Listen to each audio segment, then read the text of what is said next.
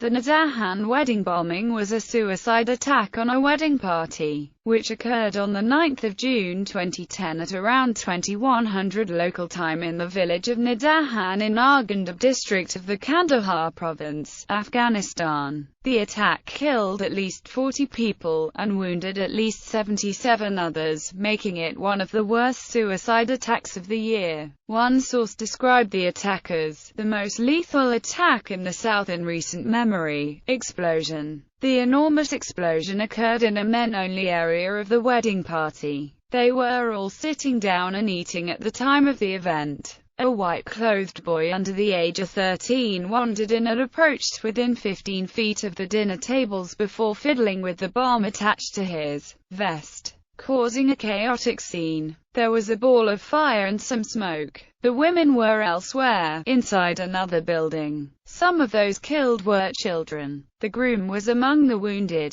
His brother died. His bride remained unharmed throughout the incident. At least 3 police officers from Afghanistan were involved in the wedding. Others suggested the attack was intended for 17 of the guests who were members of an anti-Taliban guard group, which had once been encouraged by the American Special Operations Forces before they gave up on it. Blood donations were requested via television. The coffins of the dead were lined adjacent to the mortuary. Investigation. A group of investigators was sent to the village by Afghanistan's Interior Ministry. Perpetrator NATO issued a statement claiming none of their soldiers were behind it. The Taliban were instead blamed by the NATO troops. However, the Taliban has stated that they were not responsible for the attack, even condemning it as a brutal act. Deputy Commander of NATO Forces, Lt.